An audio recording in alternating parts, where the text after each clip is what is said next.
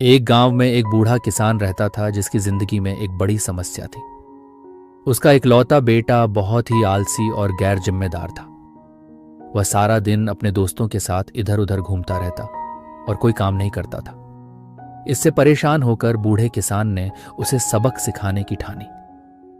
एक दिन किसान ने अपने बेटे को बुलाया और कहा, जाओ, अलमारी में मेरी घड़ी रखी है, उसे निकाल कर ले आओ।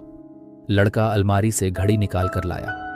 किसान ने कहा, अब इस घड़ी को लेकर बाजार जाओ और इसकी कीमत का पता लगाओ। लड़का घड़ी लेकर बाजार गया और वहां उसने कई लोगों से उसकी कीमत पूछी। किसी ने 100 रुपये बताए, किसी ने 200 और किसी ने 500 रुपये बताए। शाम को लड़का वापस घर आया और पिताजी को सारी जानकारी दी। किसान ने उसे कहा, ठीक है, अब घड़ी को वापस रख दो और तुम जाओ। अगली सुबह किसान ने फिर से अपने बेटे को बुलाया और कहा, फिर से मेरी घड़ी निकाल कर लाओ। लड़का दोबारा अलमारी से घड़ी लाया। इस बार किसान ने कहा, अब इस घड़ी में जो समय हो रहा है उसकी कीमत का पता लगा कर आओ। लड़का कुछ समझ नहीं पाया, लेकिन उसने फिर भी घड़ी लेकर बाजार जाने का फैसला किया। इस बार जब उसने लोगों से समय की कीमत पूछी तो लोग उस पर हंसने लगे और कुछ ने उसे पागल कह दिया। लड़का बहुत परेशान हो गया और उसे समझ नहीं आया कि उसके साथ क्या हो रहा है। अंत में उसने घर वापस जाने का फैसला किया।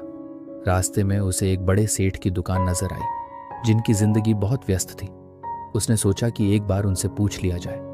लड़का डरते डरते सेठ की दुकान पर गया और उनसे पूछा, सेठ जी, इस घड़ी में जो समय हो रहा है उसकी क्या कीमत है? सेठ ने लड़के की तरफ देखा और समझ गए कि वह क्या पूछना चाहता है।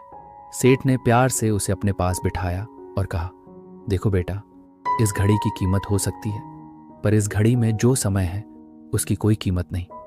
तुम दुनिया की सारी दौलत देकर भी एक सेकंड अपनी जिंदगी में पीछे नहीं जा सकते।